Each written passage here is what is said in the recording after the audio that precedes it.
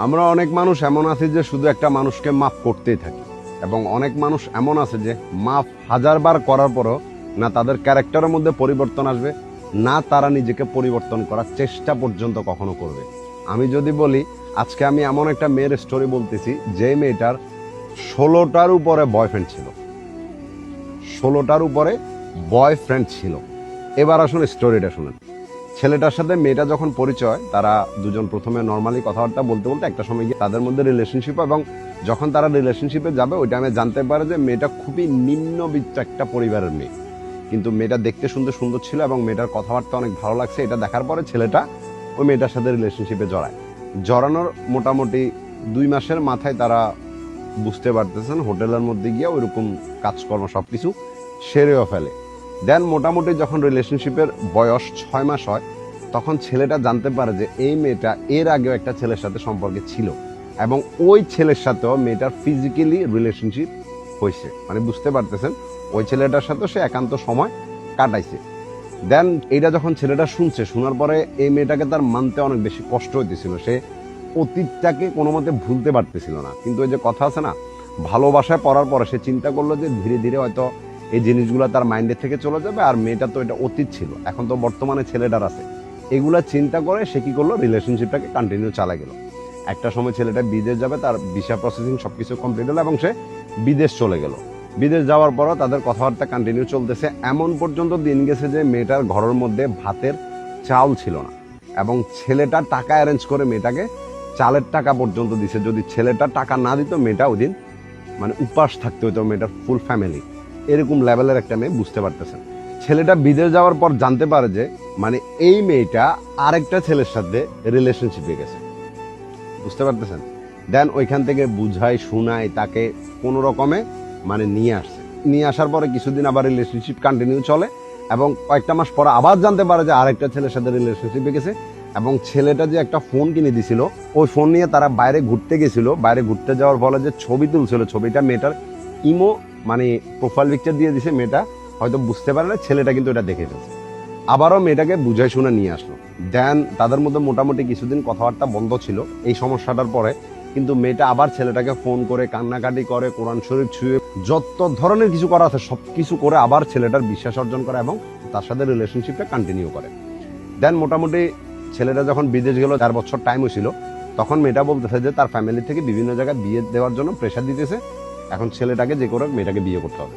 ছেলেটা কি করলো, অনেক কষ্ট করে তার মালিককে বলে সে ছুটি নিলে এবং বাংলাদেশ আসলো। আসার পরে ছেলের ফ্যামিলি চাইতেছিল যে ছেলেটাকে অন্য জায়গায় দিয়ে দেবে, কিন্তু ছেলে তার ফ্যামিলিকে বুঝায় শোনায় মেয়েটার বাড়িতে পাঠালো এবং ওই মেয়েটাকে পছন্দ করালো এবং ওই মেয়েটাকে বিয়ে শাদী করলো। বিয়ে শাদী করার পরে মোটামুটি কয়েকটা মাস তারা সংসার জীবন করে, এবং ছেলের ছুটি শেষ হয়ে যায়। সে আবার মানে বিদেশে ব্যাক চলে যায়। যাওয়ার কিছুদিন পরে জানতে পারে যে মানে এই মেয়েটা আবার আরেকটা ছেলের সাথে সম্পর্কে গেছে, এবং উইথ প্রমাণ সহ সবকিছু দেখছে। যে ছেলের সাথে সম্পর্কে গেছে ওইখানে কিন্তু সম্পর্কটা অনেক ডিপ হয়ে গেছে, বুঝতে পারতেছে। সবকিছু ছেলেটা দেখছেও, জানছে, এবং মেয়েটাও স্বীকার করছে। দেন পরে মেয়েটাকে ওইখান থেকে আবার দূরে সরা নিয়ে আসলো। কিছুদিন আবার তারা সুন্দর মতো কথাবার্তা বলতেছে।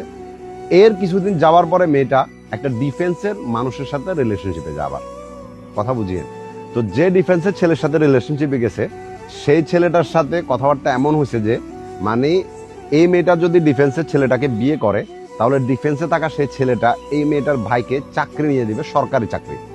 আর এই কথাটা যখন মেয়েটার ফ্যামিলি বা মেয়েটার মাও শুনে, তারাও খুশি হয়ে যায়। তারা সবাই এবার ডিফেন্সে থাকা ছেলেটার সাথে কথাবার্তা বলা শুরু করছে। এখান দিয়ে বিদেশ থাকা মেয়েটার যে হাজবেন্ড, সে অনবরত কল দিয়ে যাচ্ছে, অনবরত বুঝাইতেছে, কিন্তু কেউ কোনো মতে বুঝতেছে না। তো হাজবেন্ড কি করলো, ডিফেন্সে থাকা ছেলেটার নাম্বার কালেক্ট করে তার সাথে কথাবার্তা বলছে, এবং তাকে হিউজ লেভেলে আজে বাজে বিহেভিয়ার দুজনের মধ্যে হয়েছিল ওইখানে। তো পরে ফ্যামিলিগতভাবে বিষয়টা জানাজানি হয়। ছেলের ফ্যামিলিতে ডিফেন্সে থাকা ছেলেটা লোক পাঠায়, এবং পরে পুলিশের মাধ্যমে গিয়ে ওইটা একটা সমাধান হয়। দেন মেয়েটাকে যাক ওইখান থেকেও বুঝে শুনে নিয়ে আসলো। এরপরে ছেলেটা কি করলো, ভাবলো যে মানে সে আবার দেশে আসবে, এবং সে আবার দেশে আসে।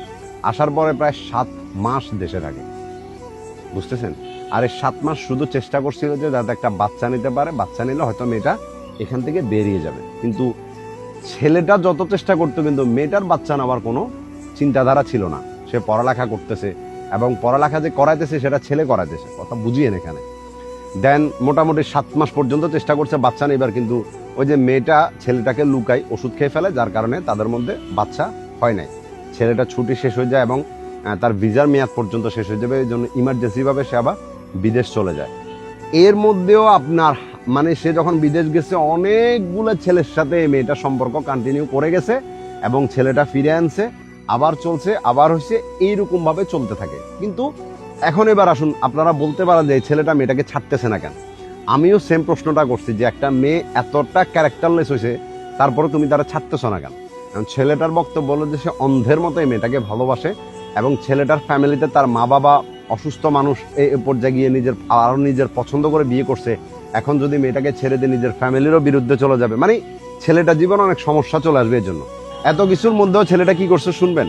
মানে মেয়েটার একটা ভাই আছে, ওই ভাইটাকে লাইন করানোর জন্য তাদের যে বাসস্থান বা বাড়ি ওইটাকে বন্ধক রাখছিল 5 লাখ টাকা দিয়ে, এবং তাদের কাছে তো 5 পয়সাও ছিল না। তো একটা সময় ব্যাংক ওই বাড়িটাকে নিলামে উঠায়, যেটা অন্যান্য মানুষ নিয়ে নেবে। তো মেয়েটার পরিস্থিতি তো তখন খারাপ। এবার তখন ছেলেটার সাথে অনেক সুন্দর মতো কথাবার্তা বলা শুরু করে, বা মেয়েটার ফ্যামিলিও কথাবার্তা বলে ওই ছেলেটার থেকে 7 লক্ষ টাকা নিয়ে তারা আবার বাড়িটাকে রিটার্ন তাদের কাছে নিয়ে আসে। ছেলেটা এত কিছুর পর চাইছিল যে মেয়েটাকে ঠিক করতে, কিন্তু কোনো মতেই ঠিক করতে পারে নাই। তাদের রিলেশনশিপ ছিল 2 বছরের, তারা বিয়ে করছে, সংসার জীবন ছিল 9 বছরের। আর এই 9 বছর পর্যন্ত ছেলেটা একটা রাত পর্যন্ত সে শান্তিতে ঘুমাতে পারে নাই। কিন্তু তার ভালোবাসা এতটাই নিখুঁত ছিল যে এত কিছুর পর সেই মেয়েটাকে ছাড়তে রাজি ছিল না। এন্ড অফ দ্য ডে বা লাস্টে কি হলো এটা আমি আপনাদেরকে বলি। ছেলেটা যখন দেশে আসছিল, তো মেয়েটার বাড়িতে ছিল কিছুদিন। এখন মেয়েটা ছেলেটাকে ছাড়ার জন্য একটা প্ল্যান করছে, বিকজ সে এখন পড়ালেখাও কমপ্লিট করে ফেললো, সবকিছু ঠিক আছে। এখন এই ছেলেটার থেকে সে একটা ভালো ছেলে ডিজার্ভ করে, বা বুঝতে পারতেছেন এই মেয়েটা কখনো এক পুরুষে আসক্ত থাকবে না। এই জন্য ছেলেটাকে কোনো মতে তো ছাড়তে পারতেছে না। এখন ছাড়বে কি করে? মেয়েটার বাড়িতে নাকি মেয়েটার একটা চাস্তো বোনের সাথে এই ছেলেটার নাকি অবৈধ সম্পর্ক হয়েছে, এবং ওই চাস্তো বোনটা নাকি প্রেগনেন্ট হয়ে গেছে।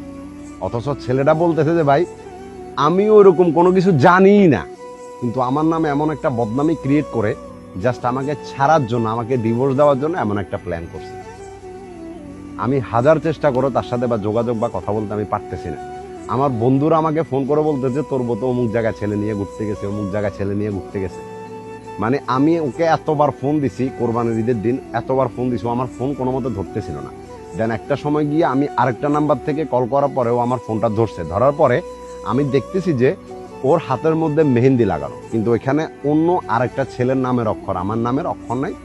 একটা ওই ছেলের নামের অক্ষর, একটা তার নিজের নামের অক্ষর। দেন আমি যখন দেখে ফেলছি, সাথে সাথে আবার একটু মেহেন্দি লাগা ওইটাকে ঘুরে আমার নামের অক্ষর লাগায় দেখাইতেছে যে সে আমার নামেরই অক্ষর লাগাইছে। ব্রাদার, আমি এখানে মেয়েটার বিন্দু পরিমাণ দোষও দিব না, কারণ দোষটা তোমারই ছিল। তুমি প্রথম থেকে সবকিছু জানার পরও তুমি আশা নিয়ে বসেছিল যে ওই মেয়েটা পরিবর্তন হবে। এটা কখনো পরিবর্তন হয় না, বা এটা নিয়ে আমি আরো 1000টা স্টোরি বানাইছি। হয়তো তুমি এগুলা দেখো না বা দেখেও নিজেকে বিশ্বাস করাতে পারো না, এই জন্য তোমার জীবন এমন হয়েছে। যে মেয়েটা একবার তোমাকে ছেড়ে গেছিল সে দ্বিতীয়বারও যাবে, সে তৃতীয়বারও যাবে। আর যে মেয়েটা বিয়ের আগে তোমার মতো এরকম আরো একটা ছেলের সাথে ওইরকম সম্পর্ক করেই ফেলছে, তো সে আরো 1000টা ছেলের সাথে সম্পর্ক করবে। এই সব কিছু জানার পরও তুমি কি করলা? তাকে পড়াশোনা করাইতেছ, তার ফ্যামিলিতে হেল্প করতেছ, তার জন্য এত কিছু করার পরও তুমি তার মন কখনো পাও না। কিন্তু তারপরে তুমি আশাবাদী ছিল যে মানুষটাকে তুমি 1 বছরের মধ্যে শুধরাতে পারো নাই, তুমি ভাবছো যে 9 বছর সে শুধরাবে। লাস্ট পর্যন্ত তুমি তারা ছাড়ো নাই, সে তোমার ছেড়ে গেছে। তো ভাবো তুমি কতটা বোকা বা কি ছিল, আমি তোমার বলতে পারবো না। তবে এটাকে ভালোবাসা বলিও না। ভালোবাসা বলে ভালোবাসাটাকে অপমানই করিও না, কারণ ভালোবাসা হলো রেসপেক্ট, একটা বিশ্বাস, একটা সুন্দর অনুভূতি, যেটার কোনোটাই না তোমার মধ্যে ছিল না ওই মেয়েটার মধ্যে ছিল। তোমার মধ্যে কেন ছিল না আমি বলতেছি, যে মানুষটার প্রতি তোমার একটা সময় তুমি দেখছো যে সে অন্য ছেলের সাথে কথা বলতেছে, অফকোর্স তার প্রতি তোমার সম্মানটা চলে গেছে বা সন্দেহটা জেগে গেছে, তো এখান থেকে তার প্রতি তোমার ভালোবাসা চলে গেছে। কিন্তু তারপরেও তুমি তার পিছনে পড়েছিল। তো এটা তো হওয়ারই ছিল। তবে যদি জিনিসটা তুমি করতে ওইটা ভালো হতো। লাস্টে দেখো তোমারে ছেড়ে গেছে। জাস্ট আমি তোমার জন্য এতটুকু বলবো যে জীবন থেকে শিক্ষা নাও, যেটা হয়েছে এটা ভুলে যাও। এবং অ্যানাদার পার্সন যারা আমার ভিডিও দেখেন তাদেরকে বলতেছি যে একবার মাফ করা যায়, 2 বার মাফ করা যায়, 3 বারের টাইম ওইটা আর মাফ হয় না। ওইটা সে অভ্যাসে পরিণত, এবং সে এরকম আরো 300 বারও করবে। আপনি তাকে মাফ করতে পারলে আপন করে নিতে পারেন, আর যদি না পারেন তাহলে ওইখানে স্টপ হয়ে যান। আর যদি স্টপ না হতে পারেন তো লাস্টে আপনাকে স্টপ করে দিয়ে চলে যাবে, জীবনটাও নষ্ট করবেন, নিজের টাকা পয়সাও নষ্ট করবেন, নিজের ফিলিংসও নষ্ট করবেন, সবকিছু শেষ হবে। দিন শেষে আপনি একটা জিরো পাবেন, কিছুই না। এই জন্য স্টোরি থেকে শিক্ষা নিন। আমি তোমার জন্য দোয়া করি যে কষ্টটা তোমার জীবনে আসছে ওইটা কেটে ওটা তৌফিক দান করুক আল্লাহ তোমাকে, এবং একটু সময় নাও, 1 বছর 2 বছর 3 বছর সময় নাও, মেয়েটার সাথে যোগাযোগ বন্ধ করে দাও বা তার সাথে কথা বলার চেষ্টা করিও না, কোনোভাবেই চেষ্টা করিও না। নিজের ফ্যামিলির থেকে দেখে 2-3 বছর পরে আবার বিয়ে করো, তুমি হ্যাপি থাকবা। কিন্তু এই মেয়েটার সাথে যদি তুমি আবার কথা বলো তো তুমি এরকমই তোমার জীবন যাবে। আমার আর কিছু বলার নাই, কারণ তোমার প্রতি আমার ঘৃণা আসতেছে, মেয়েটার প্রতি না। তুমি সবকিছু জেনে শুনে বারবার সুযোগ তুমি দিছো, মেয়েটা তোমার কাছে সুযোগ চাইলে। ভালো থাকো।